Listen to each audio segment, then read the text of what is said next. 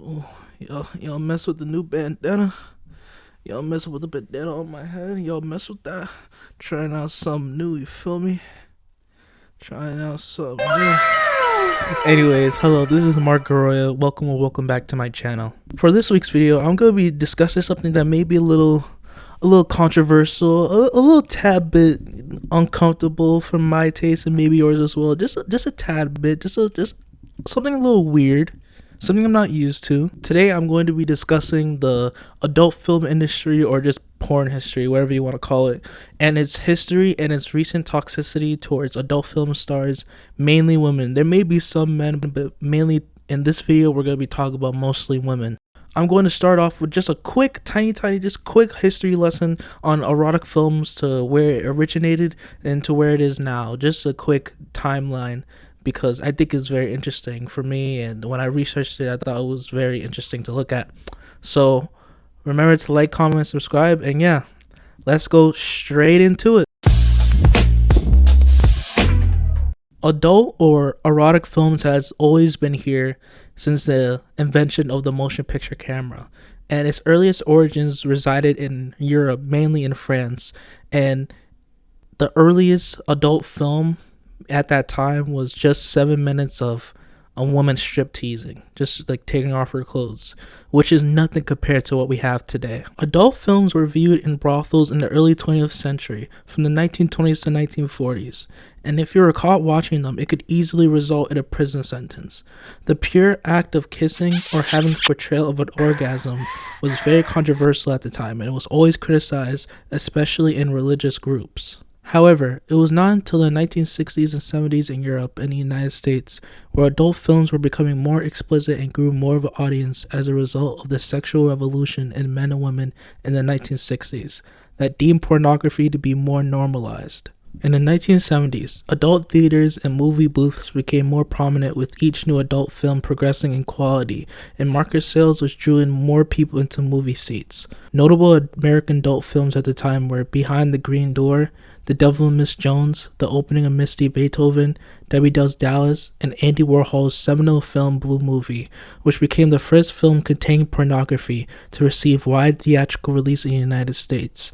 The film was discussed publicly by celebrities like Johnny Carson and Bob Hope, and reviewed critically in a serious manner by a famous critic named Roger Ebert. The film that was seen as the forefront of this golden age of porn from 1969 to 1984 was Deep Throat, released in 1972, which was one of the first pornography films to feature a plot, character development, and a huge budget at the time for a pornography film. It had a budget of only $47,500, and it eventually grossed to $30 to $50 million. Fast forward to the 1980s and 90s, new technologies began to emerge, like the DVDs, VHSs, and internet, and new adult film companies and productions began to experience a massive growth, which brought on new adult film stars and directors as well. And with this new decade, people began to watch pornography in the privacy of their own home, picking specific videos that they would want to watch that would satisfy their fantasies. And with this new technologies of camcorders and recorders, people began to record their own movies inside their own homes. With the new invention of the World Wide Web in the 1990s and 2000s, it caused damn near anybody to open up their laptop or their computers or whatever and be bombarded with the explosion of online pornography. And with new video sharing platforms like YouPorn, xhamster, and Pornhub, it began to view actors recording on webcams, like I'm recording on right now, recording on webcam and directing it on strictly video. Things obviously changed in the span of probably 50 to 60 years regarding erotic films and viewing to the public, wherein in the early 20th century, you could be arrested and illegal for even watching it, to right now where damn near anybody in the entire globe could watch it and nothing would pretty much happen to you. Now that we got its brief history out of the way, I want to dedicate the rest of this video detailing the amount of porn stars who revealed their hidden stories and brutal truths about the industry behind the scenes, and who have been vocal about their experiences in the industry, and also experiences with the racism. A major example I could think of an adult film star who have been vocal about her experiences in the industry is Mia Khalifa. Don't ask me how else I know her. In an interview with the BBC, she spoke out against the porno industry, saying, I honestly started seeing that recently after the interview came out and people started reaching out and all the emails go. My manager checks them, and when he gets stuff like that, he filters them and sends them to me. And reading the words of some of these girls who have been sex trafficked and forced into porn, and all these stories of girls whose life has been ruined by it, and by men who have taken advantage of them, and by contracts that they didn't even understand the jargon of, it makes me feel like maybe it was good that I started talking and that I posted this interview and that I'm speaking out now because other people feel the same way. And even if they don't relate on as deep as level as doing porn, they can relate on the level of being insecure and being pressured into something that they didn't want to do. When she was asked why she made adult films within a job that caused massive controversy, especially in her home country of Lebanon, she says, I verbatim told them, you guys are going to get me killed. They just laughed. On the question as to why she still did it, intimidation. I was scared. I was intimidated. I was nervous. The article I found in the internet that actually inspired this video, link in the description box below, talks about a lot of women and their stories and tumultuous things they did behind the scenes filming for certain videos or movies. I did a scene where I was put with male talent that wasn't on my no list. I wanted to please them, so I did. He put his foot on my head and stepped on it while he was doing me from behind. I freaked out and started bawling. They stopped filming and sent me home with reduced pay since they got some shot, but not the whole scene. I got the blank kick out of me. Most of the girls start crying because they're hurting so bad. I couldn't breathe. I was being hit and choked. I was really upset and they didn't stop. They just kept filming. I asked them to turn the camera off and they kept going. I've never received a beating like that before in my life. I have permanent scars up and down the backs of my thighs. It was all things that I have consented to, but I didn't know quite the brutality of what was about to happen to me until I was in it. After only 30 movies, I caught 2 sexually transmitted diseases. I got herpes, a non-curable disease, and HPV. The HPV led to cervical cancer and I had to have half of my cervix removed. Porn destroyed my life. If you haven't noticed already, this particular industry is run by high positions of power from its historical beginnings and even to now, and it has been treating women in particular in a very sexist and toxic atmosphere, and especially it could be for the men too, but for women especially, the toxicity and the overall nastiness is beyond the roof. Like, they've been doing this for years.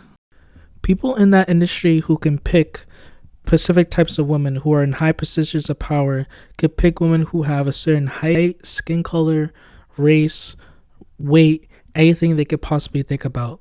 I also forgot to mention age as well. There's a lot of industry insiders that are looking at mainly women who have a very, very, very young age, and young women who are not financially well and just basically don't know any better, like don't know anything at all. Now that I think about it, a funny example that just recently happened with the whole like Bad Bobby, Dana Bergoli chick, whatever, and how she got an OnlyFans as soon as she turned 18, and the amount of subscribers that came mainly from grown men who were excited and ecstatic that Bad Bobby created an OnlyFans just proves my point that men in high positions of power, just men in general who are weird and creepy, are looking at you at a very young age. They're looking at you, they're stalking you. It's disgusting and wrong. And I'm not saying she's doing pornography. She's just posting nude pictures, so don't get the wrong idea.